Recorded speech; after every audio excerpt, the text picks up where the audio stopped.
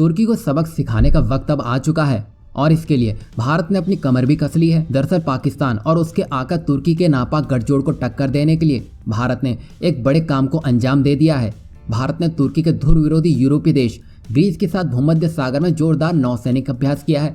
इस अभ्यास में ग्रीस के फ्रिगेट्स थेमिस्टोक्लेस और भारतीय नौसेना के युद्धपोत आईएनएस तब्र ने हिस्सा लिया।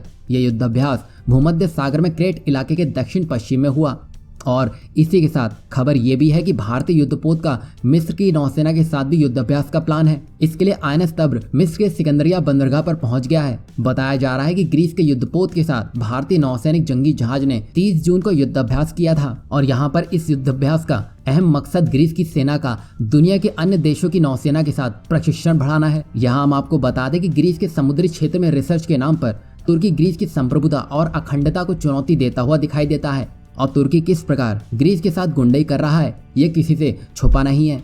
वहीं ग्रीस की एक वेबसाइट पेंटा पोस्टगमा ने कहा है कि भारत परमाणु हथियारों से लैस है और भारतीय नौसेना के साथ युद्धाभ्यास करके ग्रीस को काफी लाभ हो सकता है।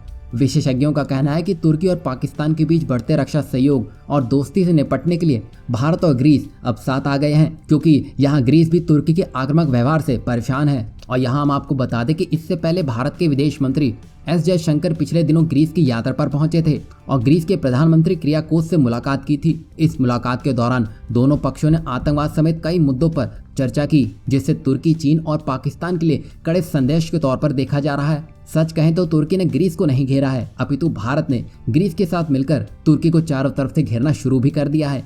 यहाँ तक कि साइप्रस भी ग्रीस के साथ इस लड़ाई में शामिल हो चुका है और अब यहाँ पर तुर्की की स्थिति चीन जैसी हो चुकी है, क्योंकि तुर्की ये सोच रहा था कि इस धमकी से ग्रीस के समर्थन में कोई पड़ोसी देश उसका साथ नहीं देगा, पर यहाँ उल्टा हो गया। अब यहाँ पर ग्रीस के समर्थन में उसके पड़ोसी देश साइप्रस भी सामने आ गया है। अब देखा जाए तो भारत जिस विदेश नीति से आगे बढ़ रहा था वो अब उसमें सफल होता हुआ दिखाई दे रहा है। यहाँ भारत का खेमा मजबूत और तुर्की के हाथों में जो था वो भी अब छिनने की तैयारी में है।